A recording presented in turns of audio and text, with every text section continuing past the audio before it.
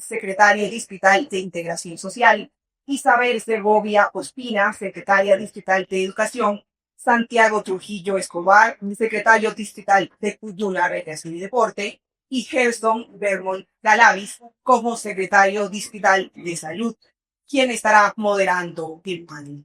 Secretario, tiene usted la palabra.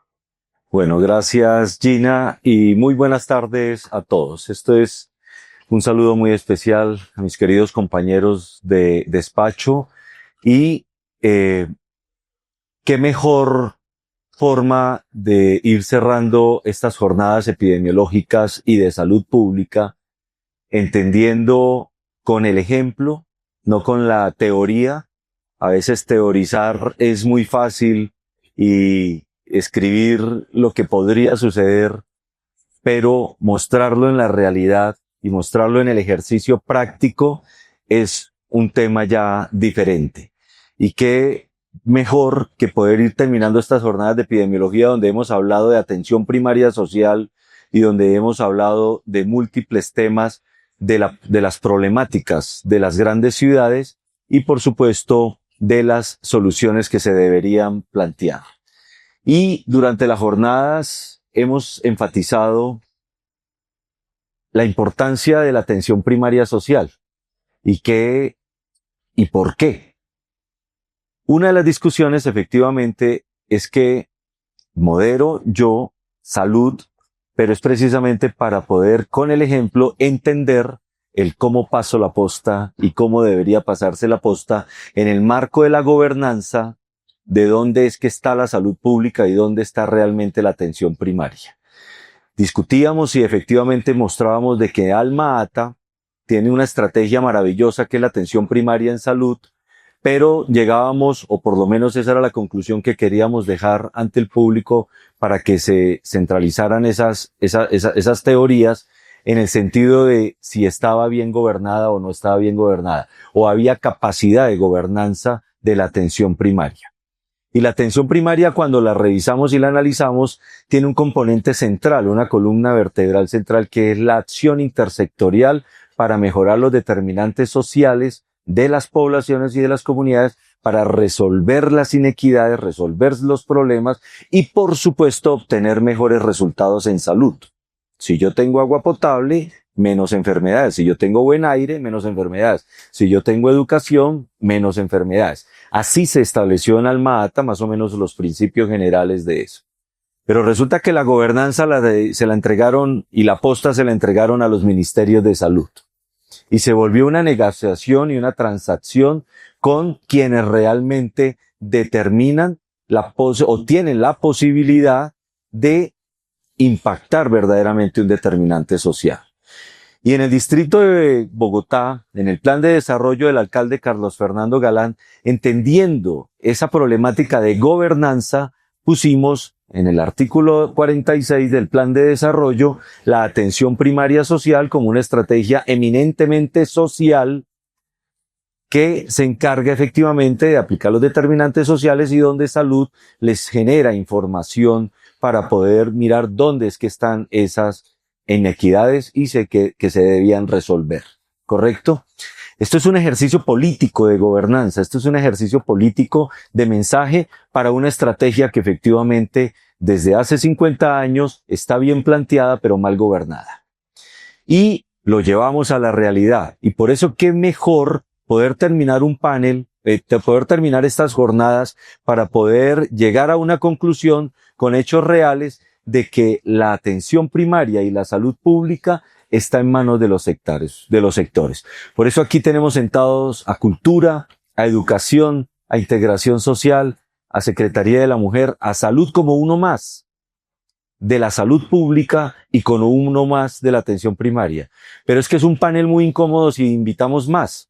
Pero aquí también, para que lo entiendan, está sentado ambiente, también está sentado seguridad, también está sentado hábitat, vivienda. Estamos todo el gobierno distrital en un foco claro de lo que tenemos que hacer para poder lograr y tener esos resultados en la población. No podemos ver un ciudadano ni un problema de ese ciudadano visto con las acciones que por allá haga cultura, que por allá haga educación, que por ahí tiene algunos programas de integración, y si es mujer, cayó por acá, y si se me enfermó, cayó por acá. Tenemos que verlo de forma integral efectivamente en el entendimiento de un problema y en cómo resolver ese problema. Eso suena lógico, pero eso no es fácil. Lograr esta gobernanza tiene una gran tarea de planificación y un gran ejercicio de romper egos, de romper presupuestos, de romper estrategias para poder unificar efectivamente los conceptos. Y eso es lo que queremos dejar hoy con estos invitados que son el corazón de la salud pública hoy, y yo lo decía, lo manifiesto y se los digo permanentemente, son los mejores salubristas públicos que encontré en la ciudad, y hoy están haciendo la más alta salud pública a nivel distrital. Y son los que están ejecutando efectivamente la estrategia de atención primaria, entendiendo realmente qué es atención primaria. Y con eso paso a explicarle, a darles la palabra para que nos cuenten cómo es esa visión, cómo es esa construcción en el marco del plan de desarrollo, el entender cómo construir una política pública mía, cultura, yo sé lo que hago, pero yo a qué le apuesto. ¿Cuál es verdaderamente? ¿Por qué hago cultura? ¿Por qué hago educación? ¿Por qué hago integración? ¿Por qué mis planes de mujer? ¿Por qué salud? Pero ¿hacia dónde voy? ¿A curar la enfermedad? ¿A atender a una mujer cuando tenga algún proceso de violencia o algo sencillamente? ¿A buscar simplemente atender una persona en extrema pobreza y ayudarle? ¿A educar sencillamente? ¿O hay un propósito final al fondo de esto? ¿Cuál fue esa esencia de la estrategia de atención primaria vista desde su sector y cómo la veo? Y cuando lo estábamos construyendo en el plan de desarrollo y cómo lo vemos hoy en el actuar que estamos teniendo en este primer bloque. Empecemos de derecha a izquierda. Muy bien. Muy buenas tardes. Qué felicidad estar acá, Gerson. Muchas gracias por esta invitación. No es habitual. No tengo, digamos, en los registros de la agenda de los secretarios que me precedieron muchas reuniones en donde Cultura fuese invitada a conversar sobre salud pública. Y creo que ese es un primer indicador muy diciente del compromiso y la visión que tiene esta administración, pero también de una agenda que hoy está siendo prioritaria en los foros internacionales. Acaba de llegar del Mundiacult, la Asamblea, digamos, Mundial de la UNESCO para temas de cultura, en donde uno de los temas centrales era inteligencia artificial por un lado, cómo eso está transformando los modos productivos de la cultura, y al mismo nivel la relación entre cultura y salud, entendiendo esa relación como una relación medular en la construcción de bienestar, de calidad de vida, pero también en la posibilidad de innovar desde estrategias, metodologías, miradas y reflexiones culturales, políticas que permitan, por ejemplo, contener un incremento sustancial que ha tenido la enfermedad mental en el mundo después de la pandemia, o que, por ejemplo, pudiese permitir unas mejores relaciones emocionales de las personas para tener unos mejores indicadores en la salud pública. ¿Qué hacemos en cultura? Ustedes dirán, o sea, ¿cómo se puede aterrizar esto con una comunidad de científicos como está aquí sentada o una comunidad de creadores como la que yo represento acá? Yo creo que esas dos vertientes tienen un propósito común siempre, y es lograr el bienestar. Nosotros, igual que ustedes, nos despertamos todos los días para gestionar, administrar, visionar, trabajar por la calidad de vida, el bienestar y la felicidad de esta ciudad. Básicamente nosotros somos una suerte de laboratorio itinerante para el manejo del cortisol en la ciudadanía. Queremos desestresar a esta ciudad. Nuestro trabajo. Muy bien. Lo dije bien. Súper, no. Mejor imposible. Y si eso me entrega un hipertenso menos en mis camas, y eso me entrega un paciente menos, esa es la salud pública. Exactamente. Y creo que lo hacemos bien. No sé cuántos de ustedes están desestresados con un festival al parque, con la Bienal. ¿Cuántos de ustedes cuando van a un teatro encuentran allí un escenario también de reflexión, de paz, de tranquilidad? Pero más allá, digamos, de la esencia de poder presenciar el hecho artístico, el hecho creativo y poder ahí encontrar un escenario de seguridad y de inspiración emocional, es también otra cantidad de apuestas que hoy son innovadoras desde la arteterapia, pero también desde la actividad física, pero también desde los laboratorios de creación, en donde se están generando unos procesos muy interesantes de construcción de salud pública. Recuerdo, por ejemplo, una anécdota poderosa en la pandemia, aprovechando además, Gerson, que estamos sacando adelante juntos un gran monumento que vamos a instalar muy pronto sobre lo que significó hace 5 años la lucha que ustedes dieron para salvar la vida de millones de personas. Vamos a hacerles un monumento a muchos de ustedes seguramente. Y cuando conversábamos sobre eso, recuerdo que en la pandemia, cuando la gente pasaba esta enorme dificultad, porque fue una enfermedad respiratoria, no poder respirar. ¿Qué hace uno cuando respira? Además de vivir, de tener toda su funcionalidad orgánica, uno cuando respira habla. Uno cuando respira toca un clarinete, uno cuando respira canta. Me gustó mucho que una de las metodologías más innovadoras, por ejemplo, de terapia respiratoria en el Reino Unido, en medio de la pandemia, fue particularmente en cómo un músico con un médico ponían a cantar. O sea, en vez de subir esa bolita que le ponen a uno a subir, Sí, sí, sí. No, está perfecto. ¿no? ¿Lo entendieron? Eso está muy bien. Además de la bolita, era cante, y cante, y cante. Entonces era al final unos coros separados 5 metros los unos de los otros y todos cantando, porque no era solamente la terapia de subir la bolita, sino lo que significaba cantar y decir algo con esa canción que no solamente mejorara la Capacidad respiratoria. sino que también le diera eso un sentido emocional.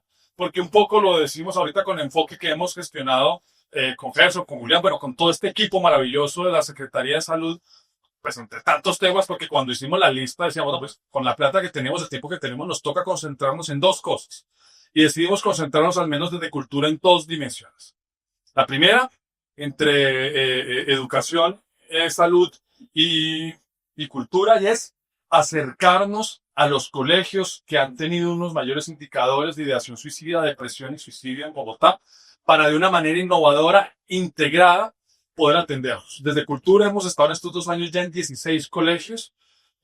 Sé que son más o menos 30, nos faltan otros 14, ojalá podamos ampliar, pero por ahora en esos 16 colegios hemos logrado un impacto muy importante a través de laboratorios de co-creación, bajo técnicas de arteterapia y otras técnicas que hoy están en boga en el mundo, que nos han permitido a nosotros entender el rol que tenemos para impactar emocionalmente a esos niños. Yo solamente les diré que más allá del indicador de salud pública, recibí una carta que yo compartí en el chat de gabinete de un niño que agradecía porque decía, no tenía un horizonte. Sin tener un horizonte hacia donde encaminar mi vida, no tenía ganas de vivir. Y el arte y la cultura me dio eso de los años. Y hoy quiero vivir, y hoy quiero seguir adelante, y hoy me siento en paz conmigo mismo, me siento en paz con la persona que soy, con el entorno que me rodea, y quiero vivir. Gracias. Entonces ese tipo de cosas son reales. Después entonces dijimos, tenemos un problema con las personas mayores, una ciudad que va a envejecer, que en los próximos 15 años creo que va a tener un cambio demográfico radical en ese sentido y no tenemos muchas políticas sociales, muchas políticas educativas, muchas políticas de salud y muchas políticas culturales para eso. No lo hemos pensado tanto, porque hemos estado muy enfocados, bueno, al menos en cultura, muchas veces en los jóvenes, en los niños, y nos estamos obligados a pensar políticas para las personas mayores y decidimos decir, bueno, esas personas mayores que están en condición de soledad, que no quieren estar solos, eso me decía, es que eso impacta directamente los determinantes sociales de salud pública, ¿verdad? Que ya me lo sé, por fin me lo aprendí, y porque reduce la expectativa de vida, y está comprobado que reduce la expectativa de vida. Hay que poner a bailar a los abuelos, que es lo que más les gusta, hay que ponerlos a reconocerse emocionalmente desde el cuerpo, y lo vamos a hacer, y ya lo estamos haciendo en alianza también con Integración Social y con Salud. Pero ahí lo que más me interesa es, en nuestro caso, ya con esto termino, es no aumentar solamente la expectativa de vida, que ya no vivan 70, sino 80, 85. Que vivan bien. Sino que vivan bien. Que lo que tengan que vivir, que lo vivan felices. Yo no sé si ese indicador esté en los determinantes sociales, pero no solamente la expectativa de vida, sino la calidad de vida con la que tienen que vivir. Y de eso nosotros sí estamos felices de poder ayudar de este sector a que muchas personas estén felices y esperamos que este programa que está empezando apenas, está muy pequeñito, pero que va a crecer, lo vamos a poner en escena en una gran bailatón el 15 de diciembre en Movistar Arena, en donde pues vamos a sentir la fuerza y el movimiento de cientos de parejas, ojalá 600 parejas de personas mayores que a través del movimiento y el reconocimiento emocional de su cuerpo, bailando Lucho Bermúdez y Jorge Velosa, se en esta ciudad. Le hizo publicidad de todo, una maravilla. O sea que el secretario de Cultura me habló de enfermedad respiratoria, el secretario de Cultura me habló de ideación suicida, el secretario de Cultura me habló de envejecimiento. Oiga, felicitaciones, el saludista público número 1. Eso es salud pública. Eso es salud pública. Y el indicador más importante es ese.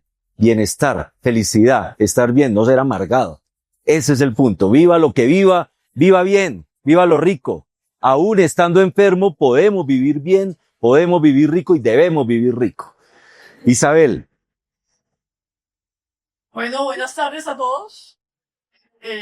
Gerson, un gusto, todos mis colegas que acá me acompañan. Nuevamente, yo no voy a ser tan buena como Santiago. No va a ser mejor, va a ser mejor. Dios, por favor. No, mentiras, miren. Gerson termina diciendo que incluso estando con alguna enfermedad, nosotros podemos vivir bien y debemos tener las condiciones de vivir bien. Y entonces yo me quisiera remitir a lo que hicimos esta mañana, Gerson y yo, que fue una cosa realmente maravillosa. Conmemoramos los 15 años de un programa que se llama Aulas Hospitalarias.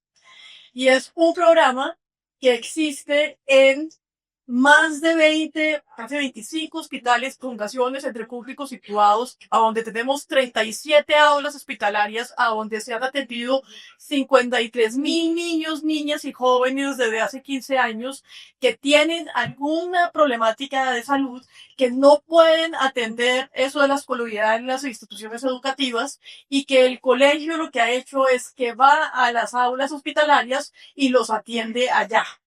Y eso ha sido una maravilla. Vimos niños hoy allá tocando, cantando, uno de los presentadores, una cantidad de jóvenes que se han logrado graduar y terminar su bachillerato gracias a esa alianza. Es una alianza a donde efectivamente confluyen todos los esfuerzos de salud y todos los esfuerzos de educación por el bienestar y la salud y la educación de miles de niños que en esta ciudad no podrían ir a colegio ni terminar su escolaridad si no existiera ese programa.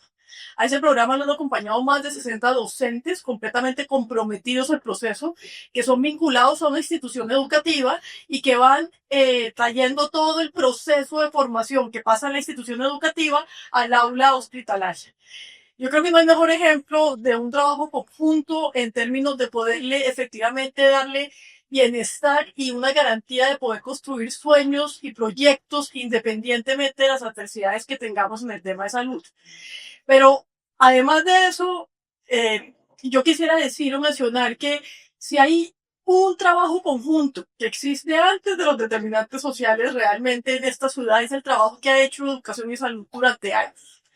Desde que llegué a la Secretaría de Educación, cada colegio, el día 1 que llegué a la Secretaría de Educación, que fui a abrir el primer día de clases hace 2 años, el primer equipo que me encontré ese día era el equipo de salud dentro de la institución educativa, con el puesto de vacunación que nunca falta, trabajando de la mano con todos los profesores y con toda la institucionalidad. Nosotros lo que hemos hecho es reforzar esa estructura en donde sabemos, y digamos desde el sector educativo tenemos claro hace muchísimos años, que si uno no tiene salud y sobre todo si uno no empieza desde muy joven a entender qué significa cuidarse, cuidar el cuerpo, cuidar la mente y estar en condiciones para aprender, es imposible poder desarrollar y construir los proyectos de vida que queremos desarrollar.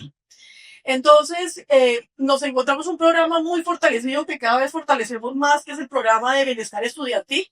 El programa de bienestar estudiantil trabaja con promotores de bienestar en las instituciones educativas que les enseñan a los niños y a las familias todos los días cómo cuidarse, cómo hacer deporte, cómo comer saludablemente, y que además es el equipo que promueve la vacunación. Este año, por ejemplo, ya llevamos más de 1.800.000 dosis de vacunas en las instituciones educativas por la alianza que existe entre salud y educación, y pues nada más importante que eso para poder prevenir pues enfermedades complejas que efectivamente después van a truncar los procesos de escolaridad. También trabajamos con el PAE, con el programa de alimentación escolar, que cada vez mejoramos en su calidad, en sus contenidos, para que efectivamente le den los nutrientes necesarios a los niños para poderse desarrollar y seguir adelante. Y el otro programa que vale la pena mencionar es el de la movilidad, porque la movilidad todo el mundo piensa que son subsidios de transporte o rutas escolares, claro, eso existe, pero existe también en la ciudad un programa que cada año se fortalece más, que se llama 100 pies y al colegio en bici, que no solamente le dan un trabajo o una forma clara en los niños de las familias de llegar a los colegios de manera cuidada, sino que además fomentan el movimiento del cuerpo, el movimiento del deporte. Los niños llegan más atentos, llegan más estimulados, aprenden muchísimo mejor. Además, pues no están metidos en el trancón, no tienen estrés. Y ese programa también ha contribuido significativamente al trabajo que hacemos conjuntamente. Yo realmente, cuando llegué a la Secretaría de Educación, me reía de mi colega Gerson, porque todo el tiempo que él empezaba a hablar, nos decía a todos nosotros que nosotros éramos los secretarios de salud. Y yo lo único que pensaba era, además de secretaria de Educación, secretaria de salud, no, esto es imposible. Pero poco a poco lo que sí entendí claramente es que si no trabajamos articuladamente, pero más que una articulación simple de que yo le hago un favor, usted me hace un favor, sino de entender que lo que pasa en las instituciones educativas, en las comunidades educativas, con las familias, es supremamente importante alrededor de todos los temas de salud, particularmente de los temas de prevención y de saber cómo cuidarnos para efectivamente, pues obviamente tener menos enfermos más adelante, pero poder disfrutar de una vida sana y sobre todo feliz en condiciones para el aprendizaje. ¿Será salubrista pública o no? Y se quedó cortica, porque quiero acá reconocer 50% de disminución en suicidios en instituciones educativas. Es la responsable del 10% de la vacunación en todo el distrito. Y quien nos garantiza, con integración social que sigue Roberto, el componente nutricional más importante del distrito. Nos habló de vacunación, nos habló de seguridad alimentaria y nutrición, nos habló de salud mental, nos habló de entornos, lo más maravilloso, que no lo nombraste, porque se salió deje algo para después, ¿sí? Se salió de las 4 paredes de la institución educativa y está haciendo unos entornos seguros para los niños a través de los barrios y los sectores, trabajando de la mano de seguridad, trabajando de la mano de ambiente, trabajando de la mano de todos los sectores para poder darles entornos protectores a los niños. ¿Será eso salud pública? ¿Será eso atención primaria? Realmente las acciones que está haciendo un sector para que no haya un evento adverso superior el día de mañana, no necesariamente de salud. Esos niños seguramente hasta ni se enferman, pero van a tener otros caminos, van a tener otros temores y otros temas que trabajar en la vida, no necesariamente enfermarse. Eso es atención primaria realmente, y salud y educación es un pilar fundamental. Pero es la articulación y la forma como lo estamos haciendo. No es, por favor, vacúneme para cumplir mi indicador. Es que si los niños no están sanos, pierden clase. Si los niños pierden clase, efectivamente, pierden capacidad, conocimiento, competitividad en la vida. Eso es lo que verdaderamente buscamos. Que esos niños estén sanos, saludables, felices, para que efectivamente tengan oportunidades en su desarrollo. No es salud, no es un tema de que se me enfermen. Cuando me enfermen tendremos camas. Ese es otro paseo. Pero lo más importante es que allí se está construyendo la salud pública. Roberto. Gracias, Gerson. Un saludo a todas y a todos. Doy fe de lo que dice Isabel. Gerson nos quería tirar su cartera. Desde el primer día yo también me hice la misma pregunta, pero yo decía, bueno, yo acepto, pero si me dan la plata de las redes, o si me dan acá el presupuesto de las redes, y digo que sí. Pero digamos que, en efecto, creo que ese ejercicio reiterativo de Gerson de tirarnos la bola a nosotros, creo que fue importante. Porque noten ustedes que nosotros estamos aquí gravitando alrededor de un concepto, ¿no? Articular. Todos los que estamos aquí siempre hemos dicho alguna vez que hay que articularse, ¿no? Eso es como la frase que todos repetimos. Generalmente hacemos presentaciones de PowerPoints donde todo se ve muy articulado, pero la realidad nunca se parece a eso. Y yo creo que uno se articula y tiene que mostrar, tiene que tener efectos demostrativos en lo que yo llamo como unos caballos de Troya de política pública, que llevan en el ADN esa esencia de la articulación, que es lo que hemos escuchado acá con Santiago y con Isabel. Nosotros ya estamos contando aquí antes de 2 años de gobierno, unos caballos de Troya que pusimos, ¿sí? y que están trabajando y que son acciones concretas y transformadoras. Nosotros tenemos varios caballos de Troya con salud. Yo creo que estamos coordinando permanentemente.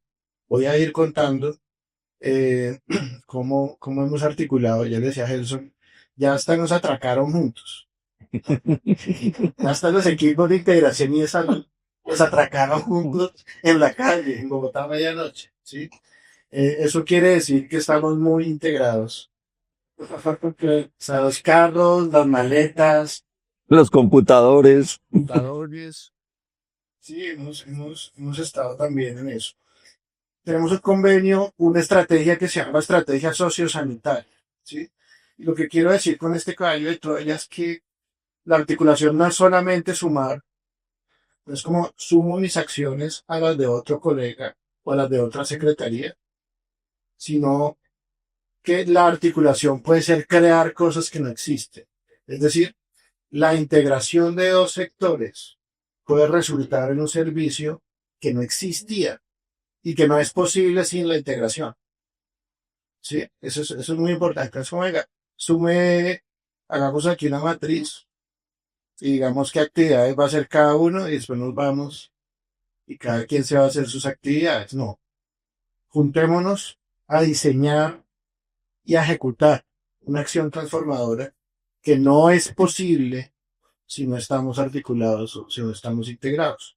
Esa es la estrategia sociosanitaria, que ya tiene los resultados y ya empezamos, y que yo estoy seguro que va a ser uno de los grandes legados de este gobierno. Estoy completamente seguro de eso, y también del sistema de salud, que va a tener un efecto demostrativo para lo que es capaz de hacer el sistema de salud de Colombia si además logramos pasar esta turbulencia y seguir adelante, digamos, con el sistema con el que estábamos trabajando. Entonces, esta estrategia sociosanitaria tiene tres ámbitos. Un primer ámbito que es en la calle. Entonces yo dije, bueno, Gerson, si quiere que le haga las tareas, venga para la calle. Nos fuimos para la calle. Tenemos una brigada móvil que trabaja en la calle 3 veces a la semana. Eso no es una cosa ocasional. 3 veces a la semana. Está el equipo de integración social con el equipo de salud. Pero cuando digo equipo de salud me refiero a Secretaría de Salud, subredes y Capital Salud. Eso nunca se había visto. Integración social, que es el que conoce y tiene los lazos de confianza en la calle, y conoce la calle palmo a palmo, sobre todo los sitios en donde está la población en extrema exclusión. El equipo de la Secretaría de Salud, el equipo de las subredes y de Capital Salud, removiendo barreras en tiempo real en la calle. ¿No? Es como, venga, es la típica de que integración se lleva anotados los nombres de los habitantes de calle y después se demora 3 meses buscándolos otra vez para remover las barreras del sistema de salud. Removemos las barreras en la calle. Vacunamos en la calle. Hacemos diagnósticos en la calle con un médico general. Incluso agendamos citas en la calle. Cuando la cita es para el otro día, integración social se lleva a esa persona para un servicio y lo ayuda a listar y lo transporta al otro día a la cita que se le agendó en la calle. Es una estrategia sociosanitaria que tiene un ámbito que trabaja también, que es extramural. Un segundo ámbito es en los servicios de integración social. Entonces, nosotros tenemos unas infraestructuras muy importantes. Integración social tiene 750 infraestructuras sociales en donde se prestan servicios presenciales. 750. Jardines, servicios para vejez, para discapacidad, para jóvenes, para población excluida de diferentes grupos. Y ahí trabajamos con salud, ¿sí? Esos servicios tienen una ventaja y yo creo que eso es como tiene que ser estudiado en el marco de los alcances que pueda tener el sistema de salud. Y es que son servicios que sirven, servicios de cuidado, por lo general, ¿sí? Que no necesitan certificarse como IPS, pero sí pueden expandir el alcance y la granularidad del sistema de salud si se integran con un equipo de salud que haga atención extramural dentro de los servicios de integración social. Entonces imagínense ustedes eso. Mapean la oferta de salud de IPS pero encima mapeemos la oferta de los 750 unidades operativas de integración social. Y ahí ocurren servicios de salud, ahí ocurre atención primaria. Y además, integrada con los servicios de cuidado de integración social, con la asistencia, con los servicios de nutrición, de inclusión social e inclusión productiva. Y un tercer componente de esa estrategia, que vamos a empezar este mismo año, el cual nos vamos a sentir además muy orgullosos seguramente cuando esté andando, es el servicio sociosanitario. Es un servicio, ya estamos hablando de un servicio nuevo que no existía. Una pieza relevante del sistema de salud que combina el cuidado. Ahí van personas que están en formas extremas de exclusión, no tienen casa, no tienen residencia habitual, no tienen quien los cuide en la casa. Si se inhabilitan si se incapacitan por alguna operación o alguna cirugía, no tienen quien los cuide, no tienen plata para pagar algún cuidador, o incluso no tienen cuidador. Su misma condición de excluido extremo hace que no tenga quien lo cuide. Y al mismo tiempo, el sistema de salud no lo puede cuidar porque no necesariamente esa es la función de la IPS. Especialidad. ¿Sí? Entonces está en una grieta del sistema de salud. Está en una grieta porque la IPS no lo puede cuidar, entonces él no puede ir porque después no tiene a dónde irse después de la cirugía, pero tampoco tiene casa ni tampoco puede proveerse ese cuidado. Entonces necesitamos una solución nueva. Una pieza nueva que se llama servicios sociosanitarios, en donde ocurren ambas cosas. Ocurre la intervención de integración social por la intervención de salud y el cuidado preoperatorio, posoperatorio y todos los servicios complementarios que podamos tener. Esas grietas van a quedar cubiertas por la estrategia sociosanitaria. El legado que queremos dejar es ese. Una estrategia social, de política social, que involucra el sistema de salud, que involucra la política social, que no va a permitir grietas de exclusión para la población pobre extrema de la ciudad. Entonces, ese es un gran caballo de Troya, Gerson, con el que ya tenemos efectos demostrativos y con el que vamos a seguir llevando la esencia de esto que usted nos ha dicho. Y esto, maravilloso. Sigo y para reforzar la idea, o sea que integración social me está hablando de camas hospitalarias de cuidado. O sea, integración social, a mí me dicen los expertos técnicos de que Bogotá tiene un déficit de 4.000 camas para atender enfermos, cuando es que hay que saber y llegar a la fuente del problema. ¿Será que yo necesito 4.000 camas para atender enfermos? ¿O será que yo puedo revisar verdaderamente cuál es la necesidad? Y esto no son enfermos, no los necesitamos enfermos, los necesitamos es con un cuidado especial. ¿Y será que entonces integración social pusimos a hablarlo en el marco del cuidado? Lo pusimos a pensar y a repensar efectivamente de que las poblaciones se tienen que atender en su entorno, en su territorio, en su condición. O sea, por ser habitante de calle, vaya, hágame la fila ante Capital para que pida una cita a un habitante de calle. A ver, Capital va a la calle. Capital debe ir efectivamente al territorio. Capital debe solucionar su problema y las subredes deben solucionar efectivamente en el territorio, en su hábitat, que en este momento, mientras este programa funciona para llegar al resultado final de poder encontrar lazos familiares de estas personas y poder reconstruir lazos familiares de los habitantes de calle y poderlos sacar de la calle, que es el objetivo final. Mientras tanto, efectivamente les damos los servicios como deben ser y de forma integrada, porque no es solo integración social y salud, porque es que también ellos entienden, vemos las necesidades que tienen y conectamos con las demás necesidades y con los demás sectores esta ruta. O sea que, y se quedó corto, porque no me habló nada de alimentación, no me habló nada de lo que estamos haciendo en el adulto mayor. Es un espectáculo, la simbiosis, yo lo llamo, porque esas chaquetas amarillas, esas chaquetas azules, esas chaquetas de estos colores se están convirtiendo en un arcoíris maravilloso de acción puntual ante una problemática, pero lo más importante, ante un ciudadano. No es el ciudadano pensando qué hace cada uno de los sectores, son los sectores llegándole integralmente a las necesidades de un ciudadano. Y por supuesto, ¿y tú qué haces acá? Mujer, ¿y dónde entra? A ver, ¿esto qué? No, muy buenas tardes para todas y todos, especialmente al equipo de la Secretaría de Salud por organizar estas jornadas, a ti por la invitación, a mis colegas. Bueno, cuando hablamos de esto de atención primaria social, yo creo que desde la Secretaría de la Mujer encontramos dos puntos claves en donde podemos aportar y estamos aportando. El primero es el concepto de prevención. Nosotras trabajamos mucho con ese concepto, sobre todo lo que tiene que ver con tratamiento de violencias contra las mujeres. Cuando llegamos el año pasado nos dimos cuenta de esos indicadores de violencia basada en género estaban aumentando y quisimos crear algo que se llama la Estrategia de Mujeres, que no es otra cosa que acciones puntuales en prevención y atención de violencias. Y giramos bastante la prevención porque ya estamos en varios puntos de atención.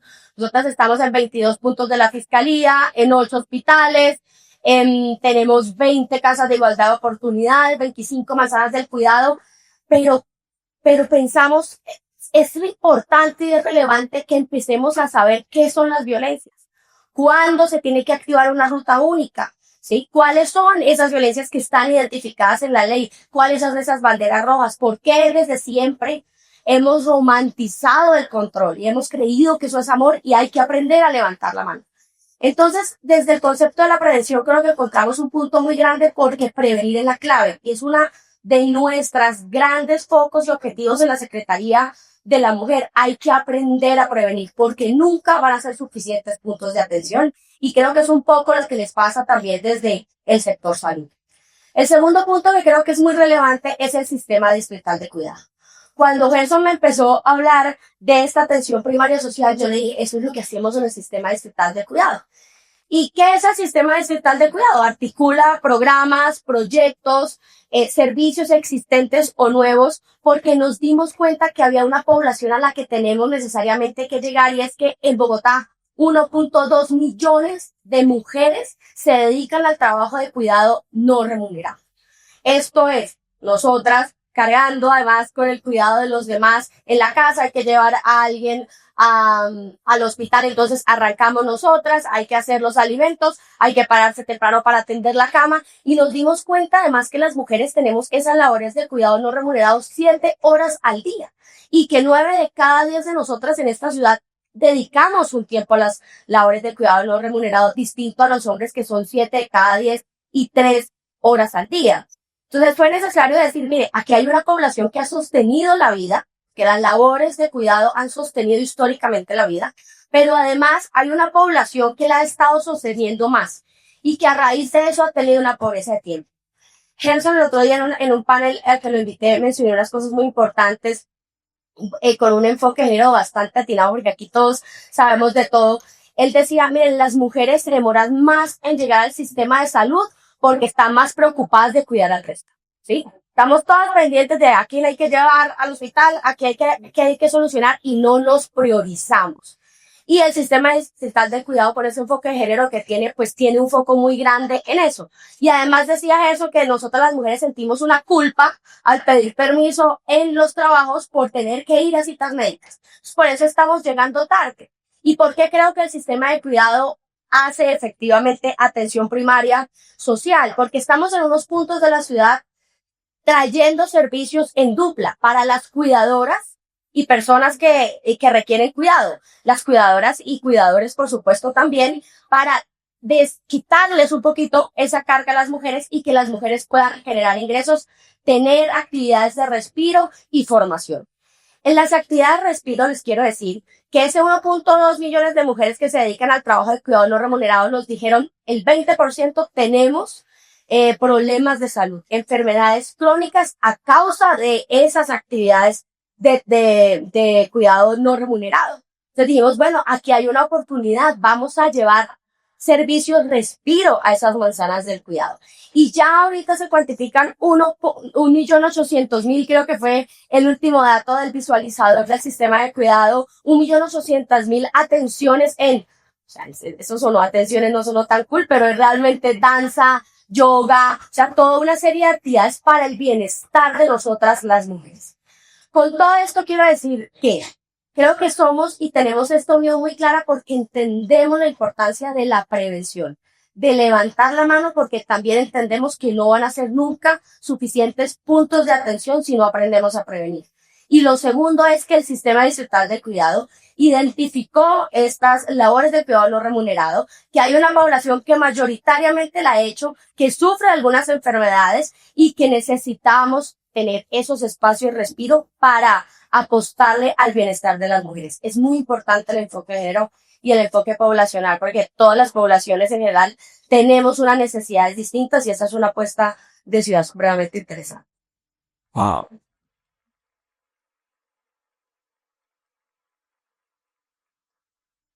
Entonces cualquiera quedaría como un poquito, cualquier desprevenido dice, pero si la prevención es de salud, ¿tú de qué estás hablando? La promoción de la salud es del sector salud, es que aquí están todos los de la bata blanca, eso es un tema nuestro, ¿cómo así? No, la prevención es de todos, la promoción de la salud es de todos. Conclusión, la salud pública, esa gran sombrilla, está acá sentada. La atención primaria, venga, es que la atención primaria son equipos básicos, unidades de salud, centros de salud de atención primaria, centros de salud de CAPS y yo no sé qué. ¿Eso es verdaderamente la atención primaria? ¿Acaso es que queremos que se enfermen? No. La atención primaria está para que la población no se enferme, efectivamente, para que la población tenga bienestar en sus condiciones, aún estando enfermo. La atención primaria es precisamente todas las acciones que debemos hacer desde cualquier sector para prevenir un evento adverso, no necesariamente la enfermedad. Hay pobreza, hay otras situaciones de entrar en el crimen, entrar en condiciones no deseadas. Eso es atención primaria. Permitir que una población tenga una oportunidad de cerrar brechas, de tener capacidades para que no caigamos en esas trampas de la pobreza, en esos ejercicios que pueden desviar el buen devenir de un ciudadano, inclusive que se pueda enfermar. Eso es la atención primaria y eso es lo que se dejó en el plan de desarrollo y en eso es que está trabajando el distrito para entender efectivamente la gobernanza de la atención primaria que está en cabeza del señor alcalde. Está en cabeza de todos los secretarios, no solo los que estamos aquí sentados. Y salud es uno más en nuestra área, en lo que sabemos hacer. Pero aquí hay todas las mayores competencias para poder al ciudadano, desde todos los frentes, entender de que también se hace prevención, también se hace promoción de la salud y también se hace gestión integral del riesgo para lograr actuar antes de que suceda algo más complejo. Ese era el primer bloque que queríamos centrar para decirles en qué está trabajando el gobierno distrital en esto. Y no ha sido fácil, no se trata solo de escribirlo en un plan de desarrollo. Artículo 46 y cúmplase, y ya todos aprendimos. Son diálogos constantes, son trabajos constantes y ya elementos de demostración que nos están enseñando, como la inteligencia artificial, aprendemos del mismo ejercicio y vamos mejorándonos nosotros en esta producción de acciones conjuntas que están generando, como lo dijo Roberto, acciones nuevas que ni siquiera las habíamos planificado originalmente, sino que se desarrollaron precisamente por descubrir nuevos elementos que podíamos innovar y que nos los dio la misma sociedad, la misma circunstancia, el mismo problema, nos invitó y nos mostró cosas nuevas que podíamos hacer. Y eso es lo que estamos desarrollando en esta unión y en este ejercicio. Pero eso no es suficiente, Nos faltaba más fuerza, porque entonces, acá mi amigo Santiago tiene 1000 acciones que hace, tiene 1000 sistemas de información o temas relevantes. Isabel tiene 1000 cosas. ¿Y esto cómo lo hablamos? ¿Cómo lo dialogamos? Porque es que no podemos estar reunidos todos los santos días para planificar y para organizar. ¿Y cómo hacemos? O sea, ¿cómo construimos un instrumento que nos permita que esto se vuelva metodológico, que esto tenga capacidad de seguimiento, capacidad de evaluación, que esto tenga capacidad de decir la estamos embarrando, porque uno cuando hace política pública, la mitad de las cosas puede que no funcionen, la otra mitad puede que funcionen, pero lo peor es no saber qué no funciona y qué funciona. Eso sí que es malo. Entonces, ¿cómo hacemos un instrumento y cómo determinamos un instrumento? Y esa fue la segunda decisión de gobierno, en cabeza del alcalde Carlos Fernando Galán, de la Comisión Intersectorial de Determinantes Sociales. Y aquí otra vez está la firma plasmada de todos estos secretarios. Venga, en el distrito hay 1000 comisiones, hay 1000 comités. Ustedes son testigos al interior de sus instituciones, de las universidades, son 1000 comités para definir un problema. Y resulta que se vuelve una serie de reuniones y uno se pregunta al final de toda esa serie de reuniones, ¿y esto para dónde fue? ¿Esto sí dio resultado? ¿Lo que hablamos acá se hizo, no se hizo? ¿O esto es como una rendición de cuentas de lo que hizo el uno, hizo el otro y al final qué resultado? Y entonces efectivamente determinamos en la Comisión Intersectorial de Determinantes Sociales el entender este problema, en buscar una metodología que garantice efectivamente tener un cómo hacer las cosas. Una cosa es que ya lo pensamos, una cosa es que efectivamente ya hoy podemos empezar a mostrar resultados, pero ese cómo hay que construirlo y hay que fortalecerlo para poder sembrarlo verdaderamente. Y aquí les hago una pregunta también general. ¿Cómo ven al interior? Porque esto no es solo una decisión de 5 o 10 secretarios, 16 secretarios.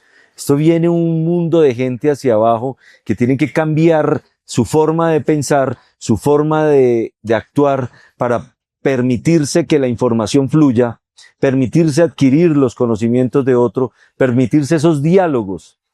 ¿Cómo ven ustedes la acción de la Comisión Intersectorial de Determinantes Sociales desde cada una de esas áreas en la aplicación real para que aquí exista una metodología en función de entender el problema de una sola visión? Miren que somos diferentes, pero hay un problema. ¿Cómo lo veo yo? ¿Cómo lo ves tú? ¿Cómo lo ve cada uno? ¿Y cómo logramos que esas acciones de lo que cada uno sabe hacer le pegue a ese problema, impacte ese problema? ¿Cómo logramos que los sistemas de información no seamos egoístas y mi información te sirva a ti y la tuya a mí y le pegue al mismo problema? ¿Y cómo hacemos seguimiento y evaluación para saber si esto sí está funcionando o no está funcionando? Santiago, venga, hagámosle el mismo orden, me pareció. Vale, muy bien. Pero primero yo creo que para problemas complejos, soluciones creativas. Y también para problemas que tienen distintas aristas o que tienen distintas causas y variables, pues también tienen que construirse soluciones e instancias de reflexión que sean integrales, holísticas. O sea, el problema de salud pública, bien lo has dicho tú, no se soluciona solamente con salud, se soluciona con una cantidad de variables que convergen allí. Y creo que el primer hecho de entender y comprender eso fue fundamental. Y crearle una gobernanza a un problema tan complejo como el de mejorar de manera sustancial e integrar los indicadores de salud pública en la ciudad, pues me parece que esta comisión responde un poco a esa mirada. Es una mirada integradora, es una mirada integral, es una mirada también holística que nos da un rol claro. Lo digo yo porque siempre cuando alguien menciona cultura, recreación y deporte, que lo somos, me encanta. Nos encanta divertir, nos encanta animar, nos encanta la fiesta, pero por favor, siempre y cuando sea saludable. Por favor. A veces cuando no está, una vez al año tal vez o dos no más. Pero lo que sí siento es que me parece que esta... Ahorita noto los festivales que no me dejan dormir. Una comisión intersectorial lo que nos permite de alguna manera es también que nos da un rol relevante a nosotros. Que además de entender esa dimensión divertida, esa noción inspiradora, esa noción también de que nosotros construimos como brillantes felicidad, nosotros también aportamos aquí en términos medulares con indicadores ciertos y claros en muchos resultados positivos de la salud pública de la ciudad. O sea, no es un eufemismo, no es una idea empírica de decir que la actividad física mejora sustancialmente los indicadores Hay que medirla. de la salud y que se puede medir, o que los salones de baile se pueden medir y hay documentos indexados, lo hablamos con Julián, en México, en distintos lugares del mundo, que ya demuestran científicamente, no solamente artísticamente, que eso ya está claramente demostrado, pero científicamente, que sí mejoran integralmente los indicadores y los determinantes sociales de la salud pública en cualquier ciudad, en cualquier sociedad. Entonces a mí me parece que esa comisión nos ha dado un rol a nosotros mucho más allá del entretenimiento, de la diversión, de ese rol que tenemos y que nos encanta tener, sino que es que también hacemos un aporte medular, estructural a la salud pública de la ciudad. Lo otro, y me parece muy interesante, es que aquí está aceptado, pues faltan por supuesto algunos colegas, pero aquí está aceptado la política social de esta ciudad. Y esta ciudad yo creo que es una ciudad resiliente, creativa y generosa. Yo estaba con Isabelita Mercada, que es la mosquetera de este equipo, que no estoy acá, y hablábamos que en uno de los foros, Bogotá en los últimos 10 años ha recibido 377,000 víctimas más o menos entre 60 y 70 mil excombatientes han llegado a Bogotá porque se sienten inseguros en el resto del país. Y tenemos en el registro y en el subregistro y en los cálculos entre 600.000 y 1.000.000 de migrantes, la gran mayoría venezolanos. Yo ahora que les vuelvo a la anécdota, cuando estaba en esto de Mundiacul en Barcelona, estuve en varios paneles y me reuní en un panel similar a este, donde una persona de Italia, otra persona de Alemania, estaban denunciando casi que la crisis social, sanitaria, que había generado en su ciudad la llegada de 4.000 migrantes. Y yo les decía, si yo les contara lo que pasa en Bogotá y la manera en que esta ciudad ha sabido atender a estas personas en materia de salud, de educación, de servicios sociales, de integración cultural. Yo sé que es muy fácil criticar todo lo que debería funcionar mejor en Bogotá, pero cuando uno hace un análisis estructural, histórico, económico, social de lo que ha tenido que enfrentar esta ciudad, en estas cifras solamente, pero más un paro, más una pandemia, más todo esto, y ver cómo hoy la inmensa mayoría de esta ciudad recibe por parte de los servicios de salud, de educación, sociales, de la Secretaría de la Mujer, de la Secretaría de Cultura, una atención, una garantía de sus derechos. Yo creo que todas y todos tenemos que sentirnos muy orgullosos de eso. Y yo creo que es un primer gran indicador de la salud pública, una política social clara, contundente y efectiva, resiliente y generosa, que sea capaz no de dejar tirar a la gente, no de echar mucha retórica, pero demostrar poco en la práctica, sino como lo estamos demostrando aquí con ese eslogan que me encanta de aquí sí pasa, de que aquí sí podemos atender bien a las personas mayores, aquí sí podemos generar un escenario sustancial de mejora en la atención a las madres cabeza de familia y como eso muchas otras poblaciones. Yo celebro esta comisión intersectorial y celebro también que ojalá en la comisión intersectorial de salud pública, determinantes de salud pública, Gerson, tú puedas prescribir con más frecuencia y puedas decir, no sé, una circular o hacer un decreto, para que les prescribas, por favor, vayan más al museo, vayan más al jardín botánico, vayan más al concurso internacional de violín, Ciudad de Bogotá, que empieza la otra semana. Por favor, una prescripción. Por favor, para todos. más cultura, menos antihipertensivos, por favor. Entonces yo voy a estar molestando mucho a eso para que las circulares habituales de la Secretaría de Salud los ponga ustedes a prescribir puro deporte, pura cultura, puro arte para todas y para todos los bogotanos. Pero es que Santiago, aquí hubo un panel de prescripción social donde se trabajó expertos internacionales en prescripción social. Es que, verdad, menos medicamento, más cultura, menos medicamento, más ambiente en el jardín botánico, menos medicamento y vamos a los humedales, vamos a la calle, vamos a la ciclovía, a la ciclorruta. Está comprobado, pero de eso se trata la comisión intersectorial también. Es que no medimos el impacto de esos salones de baile, cuánto nos aporta en desarrollo social, en desarrollo económico, en salud, por supuesto, a la ciudad, en años de vida ganado. Roberto nos podrá profundizar un poco más, porque esto hay que medirlo, esto hay que saber efectivamente cuánto es que yo aporto. ¿Cómo así que cultura aporta a la salud? Sí, y le voy a decir en cuánto. Y le voy a decir cuánto ha disminuido en medicamentos el aporte que hace cultura efectivamente en la sociedad. Bueno, sobre la comisión, todo quisiera como resaltar tal vez dos cosas de la comisión. Lo primero es, cuando se crean ese tipo de comisiones, que justamente en esta, porque estamos uniéndonos todos los que tenemos que ver con los aspectos sociales de la ciudad, no se vuelve una comisión más simplemente, sino que efectivamente empiezan a manejar todo lo que se hace ya. Lo que tiene de bueno esta comisión es que ya tiene mucho trabajo adelantado. Es de las cosas difíciles de las comisiones es cuando uno se sienta a pensar qué es lo que va a hacer. Y normalmente eso es una tarea más y no es recoger lo que se ha venido haciendo, recogerlo, amarrarlo, comprometerlo. Entonces, digamos,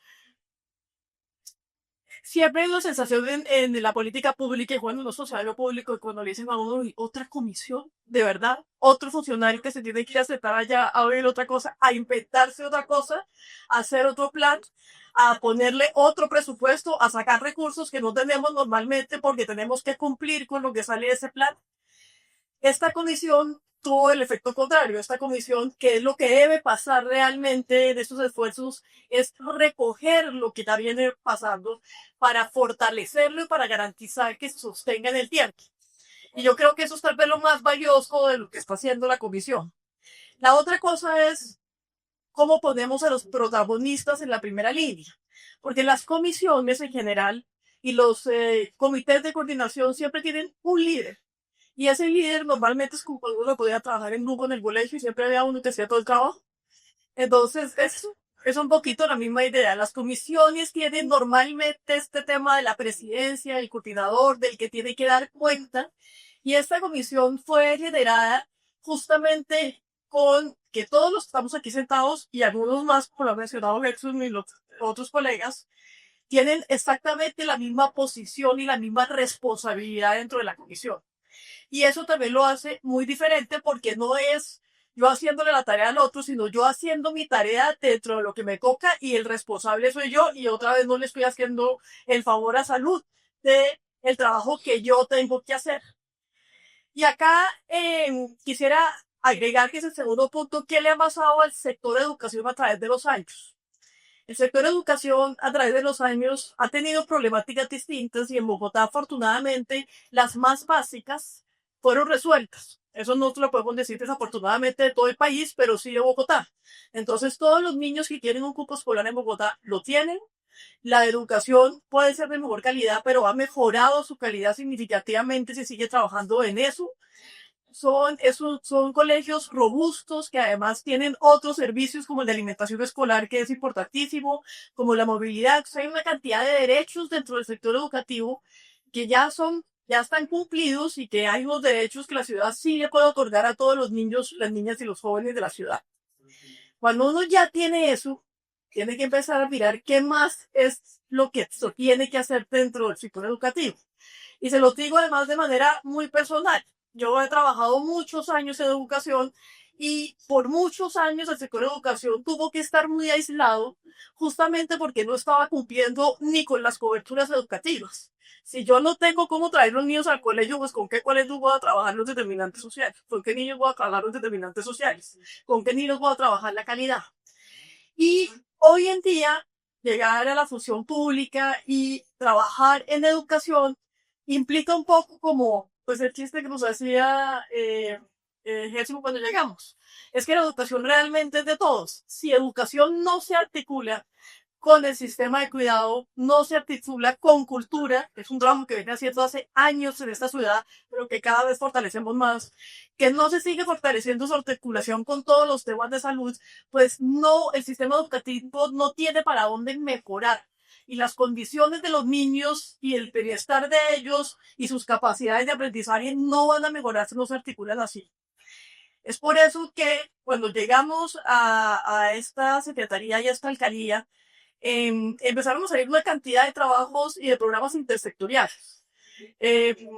Gerson me mencionó varios de ellos. Voy a en la siguiente pregunta a hablar sobre algunos de ellos, pero los entornos escolares inspiradores, el programa Bogotá sin hambre, la atención integral a la primera infancia, son todos programas, y estos son solamente unos ejemplos, que si no se trabajan articuladamente, que si no se trabajan en el marco de una comisión como esta, pues no van a lograr los objetivos ni las metas que se tienen previstas y por consiguiente no van a lograr efectivamente que cada niño, cada niña y cada joven de esta ciudad pueda de verdad construir su proyecto de vida y desarrollar sus sueños. Muy bien, excelente.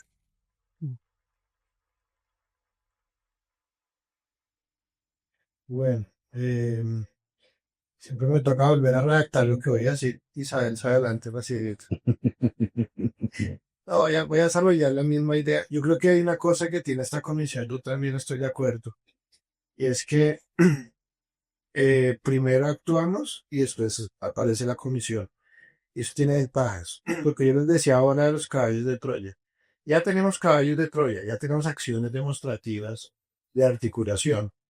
Gerson ya logró convencernos y logró además demostrar de qué se trataba cuando nos decía que nosotros éramos los saludistas, ¿sí? Si ya tenemos esas acciones, entonces la comisión lo que va a hacer de alguna forma es darle sostenibilidad y escalar lo que hemos logrado en esta primera recta frente a esa articulación.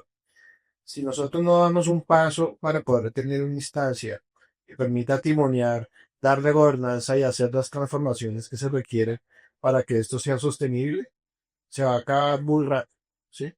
Se va a acabar muy rápido. Apenas se acaba el gobierno, apenas nos saquen algunos de nosotros, se va a acabar, ¿sí? Entonces, me parece que desde ese punto de vista, la comisión basada, ¿sí? En unos hechos demostrativos que ya tienen el ADN de la integración. Me gusta la palabra integración, no solo porque soy miembro del Instituto de Talía, sino porque creo que es más de alquimia, ¿no? La integración resulta en cosas nuevas, más allá de la suma de las cosas. Entonces hablemos de 3 puntos que de hecho que estábamos conversando con el equipo del almuerzo sobre la comisión, que me parecen importantes. Lo primero, la comisión nos va a servir, nos sirve para llegar a acuerdos, ¿sí?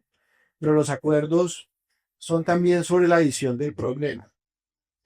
Aquí la gente en Colombia se la pasa diciendo que nosotros estamos solo diagnosticados. Y es como tratando de quejarse un poco de que no hagamos diagnósticos. Yo estoy en contra de esa creencia. Hay muchos diagnósticos, pero eso es distinto a decir que no está sobrediagnosticado o que Colombia está sobrediagnosticada. Hay que ponerse de acuerdo en la visión del problema. Si nosotros queremos integrarnos, queremos articularnos, no podemos avanzar con visiones rivales y opuestas del problema. Podemos tener perspectivas distintas, aproximaciones multidisciplinarias que por naturaleza son distintas. Pero si la valoración de los problemas, de ciertos factores, con la visión es contrapuesta, pues no vamos a lograr nunca articularnos. Poner esos problemas sobre la mesa y tener una visión em, con acuerdos, no necesariamente consensos, con acuerdos parciales sobre el problema, nos va a permitir avanzar. Y eso se trata en la comisión, porque pues la comisión no es solo una reunión con el alcalde, sino que tiene detrás una elaboración técnica, un abordaje de los problemas, un ejercicio interdisciplinario y académico también que soporta por qué elegimos un tema, por qué esas soluciones son las adecuadas. Un segundo punto que es la acción transformadora. Entonces, esa es la que digo que está guía ya basada en esos caballos de Troya que ya existe, que todos hemos citado aquí a lo largo del panel. ¿Cómo hacemos entonces para que esas acciones dejen de ser la suma, el reporte que suman los que llaman a hacer la tarea y no las acciones nuevas, transformadoras, las nuevas acciones? ¿Cuáles son? Desde ese punto de vista, la comisión tiene que timonear. Yo me lo imagino, es un vehículo que genera transformación. No puede ser una instancia pasiva. Es una instancia que toma decisiones. Que es una decisión de transformación en un gobierno. Es una decisiones de presupuesto. Decisiones de priorización. Decisiones de quite la plata acá y póngala allá. O decisiones de es mejor financiar esto y no lo otro. Decisiones del estilo, ese esfuerzo que usted va a hacer allá es mejor que lo haga acá, ¿sí? Esas son verdaderas decisiones de transformación. No es una compilación, es ponerse de acuerdo y tomar decisiones que tengan efecto transformador. Y el último que decía Gerson, pues el tema de seguimiento. Es muy importante. No son, siempre, digamos, y en lo personal he sido, me gusta moverme tanto en la política pública como en la medición. No puedo concebir el avance sin indicadores, ¿sí? Uno no está manejando, digamos, y no necesita ver los controles del carro cuando está manejando. Hoy no manejo, pero, sirve como ejemplo. Entonces, poner números sobre la mesa que sean capaces de generar conversaciones importantes para nuevas ideas y para hacer seguimiento. Soy un convencido que uno no puede tener conversaciones ordenadas ni motivar transformaciones si no pone números sobre la mesa. Órdenes de magnitud, ¿sí? Órdenes de magnitud, costos, beneficios, ¿sí? Eso es lo que impulsa la acción. No solo para hacer un seguimiento juicioso de lo que se está haciendo, sino para inspirar y motivar nuevas acciones. Todo eso es lo que esperamos de la comisión. Y que sea sólida, que eso sea transformador, también va a depender de la presencia, digamos, y la coordinación del alcalde a todos los que estemos ahí como miembros. Muy bien, muy bien, muy bien. De verdad, y Laura, para darte las palabras, de verdad que es desgastante en la función pública la cantidad de esfuerzo que se pierde en comités y comisiones que no tienen metodología. Es desgastante, como lo decía Isabel, es otro funcionario para ir a dar como una rendición de cuentas, como algo que sí toca ir. Y muchas lo exigen la ley, otras no las inventamos, pero cuando uno mira el resultado, definitivamente algo sin evaluación, sin indicadores, eso no sirve para nada. Y eso es uno de los grandes elementos que tenemos. Laura. Y aquí estamos solo una muestra, ¿no? Recuerden que en esto estamos metidos no solo todo lo social, sino que estamos metidos todo en cabeza, adivinen de quién. El señor alcalde es el presidente de la comisión. Ojalá sea indelegable. Hablábamos. El día que el alcalde no vaya, le pegamos un llamadito. Alcalde, esta es indelegable. Venga para acá. Pero él es el que nos está dando a nosotros látigo para eso. Muy bueno. Bueno, yo creo que para nadie es un secreto que la administración pública y las entidades públicas, pues nosotros nos movemos en un marco legal de competencias, de misionalidades, tenemos compromisos de plan de desarrollo y esto hace que cada uno esté muy concentrado también desde los resultados que tiene que dar en su sector, por todos estos objetivos, por todas las metas que nos trazamos. Entonces, al pensarnos de una apuesta intersectorial, creo que realmente es una apuesta muy importante porque nos compromete a aportar desde nuestros propios compromisos, pero con una mirada intersectorial que nos lleve a un objetivo. Yo no voy a decir que soy la excepción a cuando me dijeron que iba a ser parte de la comisión de qué voy a hacer ahora, porque ya tengo mis propias metas de plan de desarrollo, tengo trazados unos objetivos, con los mismos recursos hay que hacer muchísimas cosas, pero creo específicamente que esta comisión ha sido muy provechosa porque para la Secretaría de la Mujer ha sido un espacio para ir a contar cómo vemos el derecho a la salud plena que tenemos las mujeres que habitamos en Bogotá precisamente con enfoque de género. Nosotras tenemos un observatorio de mujeres y equidad de género, hemos hecho estudios sobre salud mental en mujeres, sobre cómo vamos en derechos sexuales y reproductivos, y son unos estudios que nosotras además con el seguimiento de nuestra política pública, también tenemos otra comisión, les contamos a las demás entidades cómo vamos en el ejercicio de este derecho particularmente. En esta comisión, centrarnos en eso, poderles contar todo lo que hace el Observatorio de Mujeres y Equidad de Género, cómo podemos atender desde las instituciones, también desde los hospitales a las mujeres con un mejor enfoque de género, qué estamos haciendo en el sistema distrital de cuidado para generar un bienestar de las mujeres y una redistribución de las cargas de cuidado, que es uno de los principales objetivos del sistema. Tenemos el reconocimiento del cuidado como una labor. Si yo reconozco que hay una labor, hay unos derechos asociados a las labores, como por ejemplo son descansar. Sí, necesito descansar, porque a veces nos preguntan, bueno, ¿y qué es lo que está haciendo su mamá en general? ¿A qué se dedica? No, mi mamá está en la casa haciendo nada. ¿No? ¿Cómo así que nada? Si está sosteniendo ya la vida y está realizando labores de cuidado directas e indirectas que sostienen la vida ahí. Entonces, ese es digamos, un primer foco. El otro, la redistribución, que me parece muy fundamental, porque es, claro, esa pobreza de las mujeres tenemos que poderla redistribuirla con todos los actores y el Estado está redistribuyendo. Está haciendo su parte para que las mujeres reduzcan estas horas de cuidado no remunerado y puedan dedicarse a otra cosa a la que quieran hacer. Y poderles contar estos avances en esa comisión es importante, ¿no? Poder decirles cómo es que se entiende un sistema de salud o una prevención con enfoque de género y poder tener ahí a todos los actores del gobierno distrital, no solo ya con un informe que nosotros les enviamos como a todas las cabezas del sector diciendo, mire, usted podría hacer esto, esta implementación de esta política podría tener un enfoque de esto, sino poderlo explicar y poder decir por qué es importante trabajar por las mujeres, que somos el 52% de la población de esta ciudad, como con ese relacionamiento más directo de una comisión, pues ha sido muy provechoso. Exacto. ¿Saben cuánto es el presupuesto de salud pública en el distrito de Bogotá? Sumemos. Ya no es lo que la Secretaría de Salud, y estamos amarrados todavía a una estructura presupuestal normal dentro de un territorio donde dice salud pública, 100 pesos. Ahora se volvieron 500 pesos solo en esta mesa. porque todas las acciones efectivamente y la unión de los esfuerzos se están sumando. Pero resulta que 2 más 2 no es 4, como nos lo explicó Roberto. Resulta que no son mis 100 pesos más los 100 pesos de Roberto, 200 pesos dedicados a la salud pública, sino que descubrimos nuevas acciones que con el mismo recurso, con el mismo talento humano, florecieron nuevas propuestas.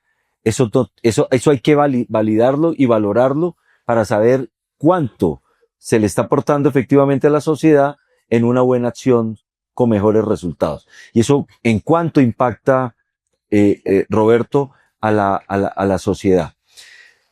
En uno de los paneles de ayer, el exministro Fernando Ruiz nos decía cuánto es el valor neto de que un niño no se te enferme en su aprendizaje y en su vida. ¿Cuánto vale eso? ¿Cómo se valora? ¿Cuánto es tu inversión en salud pública y cuánto te representa en el indicador propio de cada sector? ¿Cuánto esa prevención y esa promoción en la calidad de vida y en los años vida de las mujeres y en el bienestar de las mujeres, el poder apostarle hoy a la salud pública? ¿Cuánto vale? ¿Cuánto vale efectivamente todo lo que hace Roberto y Santiago en la inversión con la gente, a la ciudad, al país, a la productividad de la ciudad? ¿Esto cómo se mide? Un minuto que nos queda para cada uno, un par de minutos para cada uno, para ese valor neto, cuánto representa no solo en el sector, sino lo que le aporta a la ciudad. Y segundo, una idea final para con eso rematar este importante panel: ¿cómo hacemos para que esto no se caiga? Porque las experiencias nos han dicho, y aquí hemos estado en diferentes escenarios, ideas impresionantes, proyectos maravillosos, y se caen cuando llega un nuevo gobierno, como lo dijo Roberto, nos cambian a nosotros. ¿Y cómo hacemos efectivamente para que el que llegue tenga el manual y diga, es que aquí se estaba haciendo algo que vale la pena porque está teniendo valor agregado a la sociedad? 2 preguntas en 2 minutos cada uno. 2 minutos. Nosotros llevamos en esta ciudad 30 años los festivales al parque, porque hemos sabido construir sobre lo construido. No tenemos una posición adánica frente a la gestión de la cultura en la ciudad y por eso sumamos en cada administración algo que nos permite crecer. Segundo, es la apropiación social del proceso, del proyecto. Si esto no tiene gente y no tiene respaldo en los distintos sectores que representamos acá, en las bases sociales de la ciudad, si la gente no lo siente como una conquista de la misma ciudadanía, es difícil que se mantenga. Y los otros son los resultados, o sea, son los resultados los que legitiman un proceso de innovación en política social, y yo creo que esta es una política social integradora que puede dar unos resultados que sean demostrables, cifras, pero también que sean legitimados por el nivel de apropiación, querencia y necesidad que la ciudadanía exprese en eso. Si nosotros logramos esas 3 cosas, creo que el proyecto, la apuesta, la estrategia puede seguir. Pero además también siento que es una necesidad obvia, digamos. O sea, no es un propósito que supera una administración, y más bien es como una suerte de acción como mucho más transversal de la sociedad en su conjunto. Luego, no debe ser una tarea solamente de estas secretarías, no solamente la administración distrital, tiene que ser una tarea de toda la sociedad. Y entender que esto sea un propósito de toda la sociedad me parece fantástico. Entonces yo diría eso. De otro lado, nosotros desde Cultura ya tenemos una estructura de gobernanza de esto, que nos parece importante. Estar bien Bogotá, así lo hemos puesto, bienestar, estar bien, juego de palabras, es como una suerte de dependencia que está a nivel del despacho, pero que ya tiene, digamos, un asiento en una de las direcciones, y darle una gobernanza, una funcionalidad anterior también es muy importante. Cuando misma apuesta estaba haciendo entre cultura y educación, porque no existía esa relación con lo que hoy son los CREA, son los NIDO, con todos los polos de formación artística y deportiva en los colegios públicos de la ciudad, pues lo que hicimos fue primero también darle un alcance de un sistema de formación artística con un acuerdo distrital. Se generaron unas gobernanzas internas funcionales dentro de la Secretaría de Educación y dentro del sector cultura, pero sobre todo eran los niños, las familias, las que decían, eso no se puede acabar bajo ninguna circunstancia. Yo diría lo mismo. Hoy lo que necesitamos es que esto no sea solamente de nosotros, de los funcionarios, sino que sea de la gente. Y cuando la gente lo asume como propio, esa es la mejor defensa para que un proyecto y una estrategia continúen en el tiempo. Excelente. Isabel. Bueno, y sobre la primera parte de la pregunta, sí, efectivamente, en términos de costos, hay dos costos muy, muy grandes dentro del sector educativo. Uno es el niño que no llega a tiempo y que no recibe la educación y los procesos de enseñanza-aprendizaje en el momento que le corresponde. Entonces, ese es un niño que por cualquier razón, sea porque no hay una oferta, sea porque hay una complejidad justamente de alguna vulneración de los derechos, porque tenga alguna limitante, porque tenga alguna enfermedad, automáticamente si el niño llega tarde a la escolaridad, todo el tiempo la escolaridad lo que está haciendo es tratando de compensar lo que perdió. Y eso es supremamente costoso para una sociedad y es supremamente costoso para el sistema educativo. Pero hay otro, que es el niño que se pierde del sistema. Ese es todavía más costoso, porque una cosa es el que no llega a tiempo o no llega como tal, pero como sociedad y como sistema todavía no hay una inversión en él. El que se sale, el que se atrasa, el que pierde escolaridad, sea por una enfermedad o por cualquier otra razón, es un niño y un joven al que ya se le hizo una inversión. Y la inversión quedó truncada porque además no terminar la escolaridad, pues generalmente deja todo tipo de límites en el desarrollo. Entonces, no trabajar en salud pública y en prevención es un costo muy alto para el sector educativo, no solamente para el sector de salud, no solamente porque le va a llegar la enfermedad al sector salud para curarla, A veces. sino porque acá, justamente, ya se hizo una inversión y ese niño, esa niña o ese joven pierde esa inversión y le queda truncado su futuro. Entonces, esa es una respuesta a la primera pregunta. La segunda pregunta de cómo se sostiene, pues ahora voy a decir lo que dice Roberto, lo acaba de contestar Santiago, pero simplemente lo voy a reforzar. Yo creo que la forma real como se sostiene cualquier programa, cualquier política, es cuando empieza a dar resultados, las comunidades y los ciudadanos se apropian de esos resultados y cuando empiezan a fallar, empiezan a exigir que exista. Y a mí me parece que Bogotá es una plaza que ha aprendido a hacer eso. Si algo han aprendido los bogotanos es a exigir que no se les quite nada de lo que ya se les ha dado. Y lo que se les ha dado en términos de beneficios que efectivamente funcionan. Entonces yo creo que entre mejor hagamos nosotros nuestro trabajo, entre mejor podamos fortalecer esos procesos y esos programas y esas políticas, los ciudadanos empiezan a apropiar de ellos y son los mismos ciudadanos los que empezamos a demandar que esas políticas subsistan en el tiempo. Hay mecanismos adicionales muy cortos que se ven en los ejemplos todo el tiempo, que son, por ejemplo, los sistemas de información y evaluación. Es muy difícil montar un sistema cuando el sistema ya está dando resultados. Este tema de la salud, del programa de salud mental que trabajamos muy de la mano con cultura y con salud, que efectivamente generó el año pasado una reducción del 50% de los suicidios consumados en los niños de los colegios de Bogotá, tanto públicos como privados, viene de hacer un análisis de un sistema de información que se llama el sistema de alertas escolares en Bogotá, que lo que pasaba era que no se estaba usando la información y lo que logramos hacer fue poder focalizar 30 colegios donde se estaban dando la mayoría de los suicidios escolares en Bogotá. Entonces hacíamos programas de intervenciones para todos los colegios, pero no estábamos llegando a donde teníamos las mayores problemáticas. ¿Y qué pasó? Se pudo identificar eso gracias a un sistema de información que vive en Bogotá desde 2012, pero que ha tenido un fortalecimiento en los últimos 3 o 4 años significativo y que nos dio la información para poder hacer una focalización, una atención integral que va de la mano efectivamente con salud y con cultura, específicamente esa de salud mental, y que ha logrado evitar la muerte de una cantidad de niños en el sector educativo de Bogotá, ayudándoles a reconstruir su salud mental y poder avanzar en el desarrollo de sus proyectos de vida.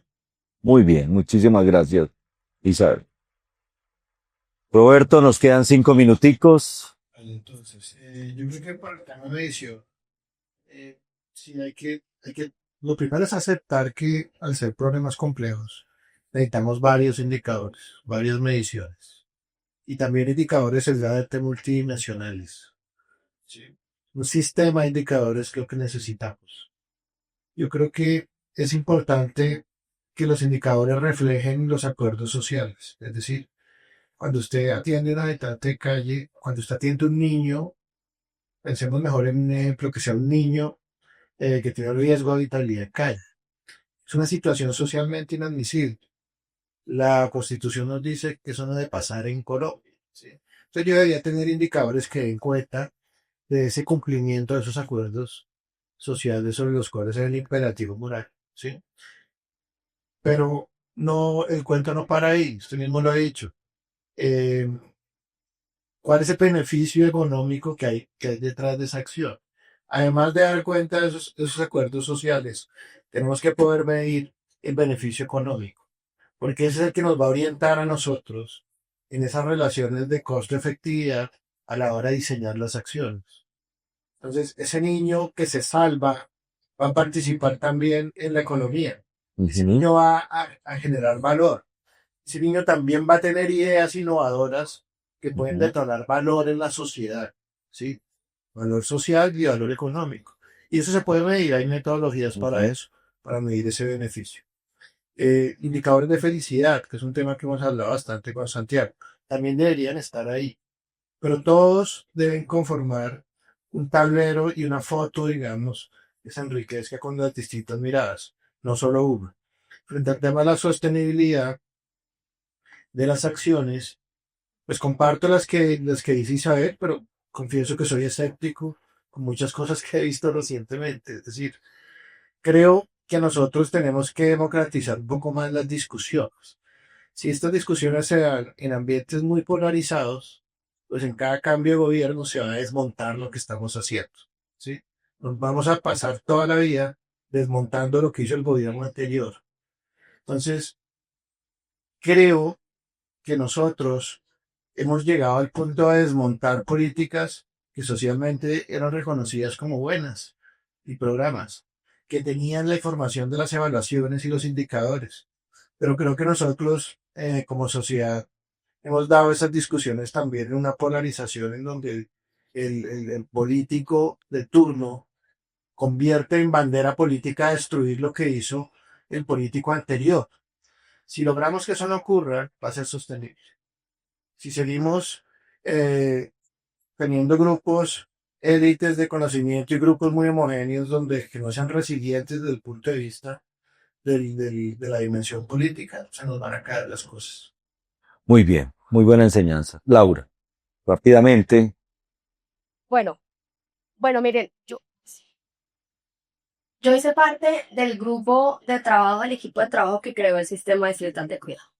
Y como secretaria tuve la misión y tengo la misión de fortalecerlo, generar más cobertura.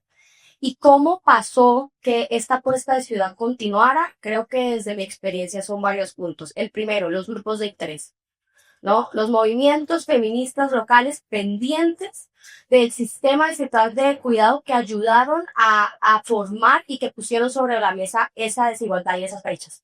Si los grupos de interés, ustedes como sector salud, nos interesa la prevención, entonces debemos estar pendientes que en los planes de gobierno, en los planes de desarrollo, ese tema esté incluido. Entonces, los grupos de interés me parecen fundamentales. Segundo, los ciudadanos y las ciudadanas que se ven beneficiados de los servicios. Las cuidadoras defienden ese sistema, porque encontraron que usualmente, claro, hemos atendido a niños y niños, a personas mayores, pero las mujeres llegaban y veían cómo se prestaban servicios para los niños y niñas, ¿no? Estaban en la piscina y nosotras ahí viendo y fue como un momento donde hicimos un clic de no, pero para las mujeres también necesitamos servicios, ¿no? Las mujeres necesitan una oportunidad aquí y entonces cogimos a un sector de la población que quizá nos habían dado por sentado, les dimos el reconocimiento de que lo que hacían era trabajo y están supremamente conectadas con un sistema distrital de cuidado que yo creo que son las principales defensoras. Lo tercero, un sistema jurídico y un marco jurídico que dé estabilidad. ¿sí? Hay un acuerdo de ciudad que institucionaliza el sistema distrital de cuidado.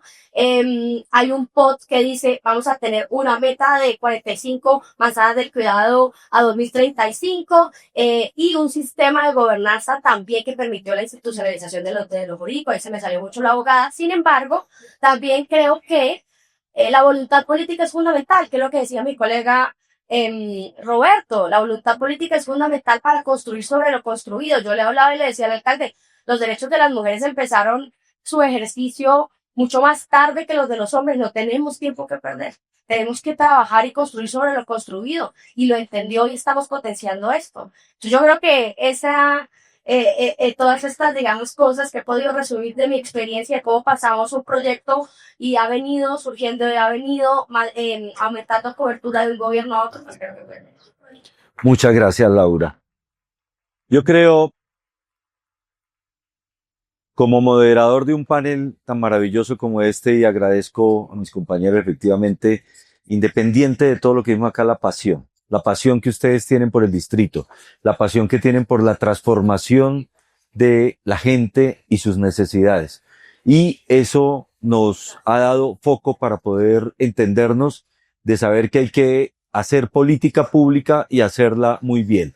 Y en ese sentido, en cabeza del alcalde Carlos Fernando Galán, logramos dejar en el plan de desarrollo una estrategia para poder interoperar todo un plan de desarrollo, unos documentos normativos como la Comisión Intersectorial de Determinantes Sociales, que nos está dando una metodología clara, pero lo más importante, queremos y estamos construyendo las acciones que sean transformadoras de la gente para que esto no termine con un control al suprimir de un elemento político, sino que efectivamente transforme la vida de los bogotanos. Esto es atención primaria social, esto es salud pública. Muchísimas gracias.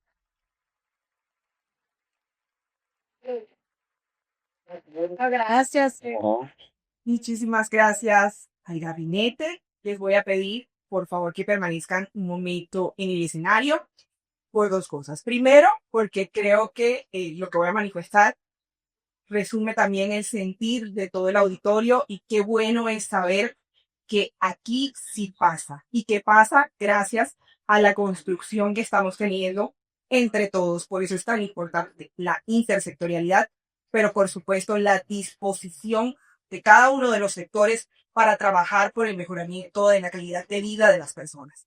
Porque Y hay otro salón igual lleno allí. Porque el resumen de todos estos días, de esta jornada digital de epidemiología y salud pública, en donde hemos tenido espacios académicos, porque se promueve en este espacio el conocimiento, pero más allá del conocimiento, es un llamado a la acción desde el sector salud, pero también desde los diferentes sectores.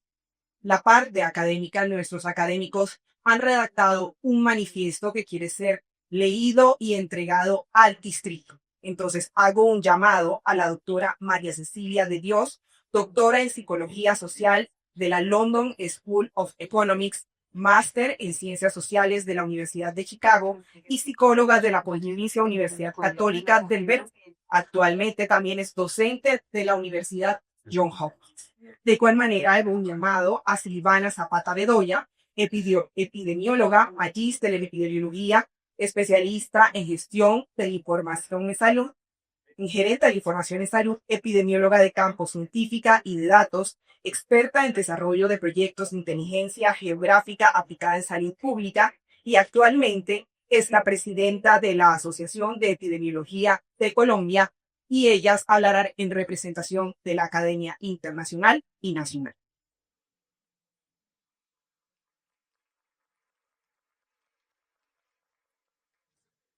Leer un manifiesto es de las cosas más importantes de las jornadas, porque es la recopilación de cada una de las personas que han estado aquí, no solamente sentadas, sino de cada uno de los panelistas, talleristas y demás presentes. Así que este es el manifiesto de ustedes, de todas y de todes. Este manifiesto de la 11ª Jornada Distrital de Epidemiología de Salud Pública, el cuidado, el bienestar, un lenguaje universal.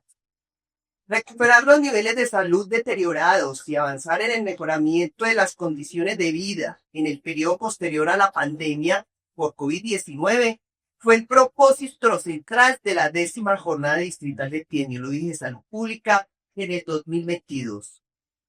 En el enfoque de One Health, una sola salud, permitió realizar una lectura, análisis e interpretación ecosistémica de los determinantes relacionados con la vida, la salud y el bienestar. La 11ª Jornada Distrital de Epidemiología y Salud Pública avanzó en la comprensión de la dimensión social y política de la salud y el bienestar como eje central, reconociendo los determinantes sociales de las condiciones de vida y salud de los sujetos de derechos, así como la necesidad de fortalecer la atención primaria, la intersectorialidad y la participación para el bienestar, dando respuesta a los problemas complejos que enfrenta el distrito.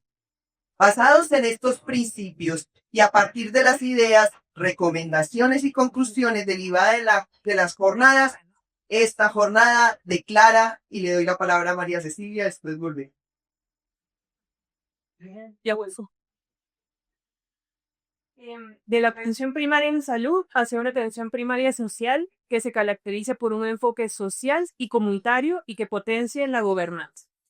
Los enfoques relacionados con el cuidado de la salud en diferentes épocas y contextos han conducido a constructos teóricos conceptuales diversos sobre la atención primaria en salud que han generado una polisemia del término, tensión entre los paradigmas descriptivos, comprensivos y explicativos que lo sustentan y diferentes formas de entenderla y operativizarla.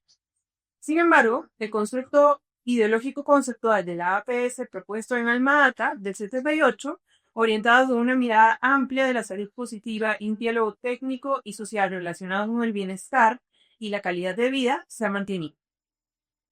En medio de estas contradicciones y tensiones, la ciudad de Bogotá ha optado por un concepto integral de la salud que se fundamenta en el pensamiento y filosofía de atención primaria para orientar estratégica y operativamente la estructura de las respuestas sociales en entornos y ámbitos donde ocurre la vida cotidiana de las personas, familias y comunidades. De esta forma, se concibe la APS no solo como una estrategia, sino como una forma de interpretar la salud individual y colectiva para orientar sus políticas y sus acciones. Hoy se propone un avance que complementa su teoría y práctica, incorporando de manera explícita la historia, la cultura y la comunidad, con un enfoque predominantemente social, cuyo acrónimo se amplía consecuentemente a una atención primaria social, AP social. En ese mismo horizonte, la prescripción social aparece como una extensión natural de esa respuesta y se concibe como una estrategia para la promoción de la salud y el bienestar. Prescribir bienestar implica prescribir comunidad y motiva que las respuestas del sistema de salud se articulen con activos institucionales, sociales y comunitarios como parte del ecosistema de bienestar. Su propósito es favorecer un abordaje integral de la salud y el bienestar que trascienda la atención clínica tradicional e integre dimensiones culturales, sociales para el cuidado de la salud y la vida. Esta propuesta fue acogida de manera positiva por los participantes de la primera jornada distrital de epidemiología y salud pública como una forma de comprender la salud y desplegar una respuesta integral más allá de lo tradicionalmente sanitario y amplía la mirada desde el individuo hasta la comunidad y el territorio. Integre la salud con los determinantes ambientales, económicos y culturales y promueve decisiones basadas en evidencia y en la participación ciudadana. Sin embargo, se recomienda avanzar en los desarrollos teóricos y operacionales a partir de un proceso riguroso de monitoreo, evaluación y gestión del conocimiento. Además, declara de los determinantes sociales de la salud y la participación social. Las intervenciones sanitarias desde los ámbitos sectoriales y sociales, así como las expresiones de política pública dirigidas al bienestar de las poblaciones, se fundamentan en mecanismos de transformación y sinergia como la intersectorialidad y la participación social. Ambos son los motores de la gobernanza que se dirige a la acción colectiva de la afectación positiva de los determinantes sociales de la salud y el buen vivir. La intersectorialidad, entendida como el trabajo conjunto de los diversos actores, sectores y niveles administrativos de gestión, se relaciona con la eficiencia del Estado y con la efectividad e impacto de las intervenciones y la participación social y comunitaria, como su apropiación, implementación, sostenibilidad, democracia y reducción de inequidades. En síntesis, los instrumentos y logros de la acción pública dirigidas al bienestar y la calidad de vida se fundamentan en una gestión intersectorial altamente efectiva y en una participación social y comunitaria que promueve la cohesión, equidad, sentido de pertenencia y decisiones colectivas. En este horizonte, la intersectorialidad constituye el camino mediante el cual los actores y sectores reconocen las relaciones de poder que configuran las relaciones territoriales y la transforman en oportunidades para la acción colectiva. Su propósito es reorientar la planeación de acciones hacia la integralidad de las respuestas, la equidad y el bien común. Durante las 11º jornadas del 2025 se coincidió en que garantizar los derechos de la salud implica actuar sobre los determinantes estructurales, promover educación de calidad, generar empleo, asegurar vivienda adecuada, fortalecer la cultura del cuidado. La evidencia presentada por panelistas, académicos nacionales e internacionales subrayó que la integración puede transformar de manera sostenible los entornos donde la enfermedad se origina, el riesgo se interviene y la salud se construye. Las 11º jornadas distritales de epidemiología y salud pública exhortan a las instituciones, sectores y comunidades de Bogotá a consolidar la gobernanza intersectorial, multinivel, efectiva y permanente, que acompañe con rigor los procesos de seguimiento, evaluación y gestión del conocimiento, que reduzca la participación incidente como principio rector y traduzca el lenguaje del cuidado y el bienestar en acciones concretas que mejoren la vida cotidiana de las personas, comunidades, sociedades diversas de los distintos territorios de Bogotá, y añadiría, como lo acaba de mostrar el panel anterior. Por último, de la construcción social al bienestar. El concepto del bienestar para la vida es un asunto ético y político que estructura de manera eficiente, reflexiva y crítica los elementos para una política pública y una práctica cotidiana de cuidado de la salud. Las respuestas sociales derivadas de este enfoque deben fundamentarse de manera rigurosa en la evidencia, ser altamente participativas en su formulación e implementación, atender de manera suficiente y continua las necesidades y expectativas de la población, reconocer las inequidades sociales y las afectaciones diferenciales de los individuos, familias, comunidades y territorios, especialmente de los más vulnerables, incluidas las personas migrantes. En las conferencias y paneles de estas jornadas se evidenció la necesidad de transitar hacia un paradigma de salud centrado en el cuidado, orientado al acompañamiento de las personas, las familias, las comunidades a lo largo del curso de la vida. Este enfoque requiere fortalecer la prescripción social, la participación ciudadana en la toma de decisiones y los activos comunitarios para la salud, reconociendo que cada territorio posee capacidades colectivas para promover la vida digna. El modelo Más Bienestar de Bogotá transita hacia esa visión. Se basa en un enfoque de atención primaria integral que busca afectar los determinantes sociales que influyen en el bienestar de la población a través de 4 pilares: intersectorialidad para el bienestar, toma de decisiones para la gobernanza, participación social transformadora y gestión integral del riesgo. Con este paso, Bogotá asume la responsabilidad de integrar salud, educación, cultura, ambiente, inclusión social, movilidad y seguridad alimentaria en un solo sistema de corresponsabilidad que promueve la igualdad democrática, el acceso y la humanización de los servicios, el respeto por la dignidad humana y la participación ciudadana incidente. Desde la 11ª jornada, la Secretaría Distrital de Salud y los actores del sistema público hacen un llamado de la acción colectiva para consolidar el futuro basado en la atención primaria con énfasis más social y alcance de justicia sanitaria. Eso requiere acelerar la institucionalización del modelo más bienestar en cada área o calidad, fortalecer la investigación y gestión del conocimiento y garantizar la sostenibilidad de las estructuras intersectoriales creadas para abordar los determinantes de la salud y el bienestar. Convocamos a las instituciones públicas, privadas y comunitarias a sumar esfuerzos que trascienden los límites administrativos y sectoriales. La gobernanza efectiva no se decreta, se construye desde la confianza, la transparencia y el diálogo con la ciudadanía. Asimismo, instamos a mantener la cooperación internacional y los espacios académicos que posicionan a Bogotá como el laboratorio vivo de soluciones urbanas en salud pública, innovación epidemiológica y cuidado social.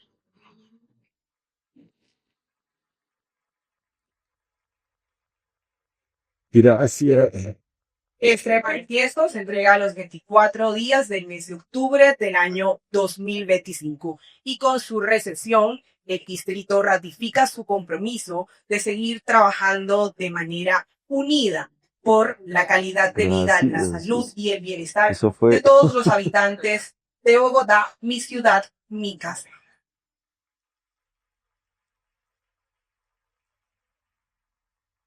esto es de todos.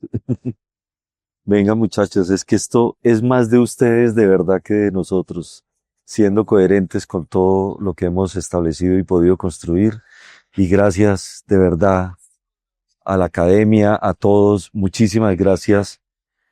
Esto de verdad para el distrito es un honor, gracias a la academia, gracias a las asociaciones científicas que construyen este manifiesto, recogiendo todo lo que ha sido desde los talleres, las grandes ponencias que se han dado en estas jornadas epidemiológicas.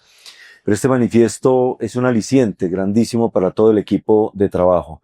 Será, y daremos la lectura al señor alcalde, a todo el equipo de gobierno, y lo haremos público a todos, porque este manifiesto es más un compromiso y un punto de partida para fortalecer y seguir trabajando en lo que es llegar verdaderamente a la transformación de la ciudadanía. Muchísimas gracias y a ustedes gracias por la participación. Estoy de ustedes, esto no es de salud. Esto es una maravilla. Julián, el equipo. Dario, por favor.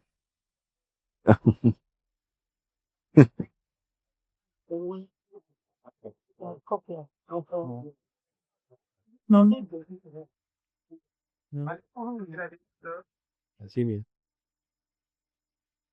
Gracias. Y leemos a esta cámara, por favor.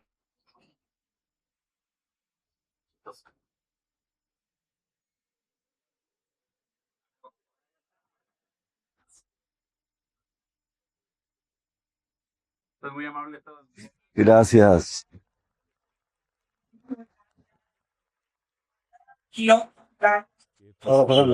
Muchas gracias, salió fantástico. Salió maravilloso, salió súper bien.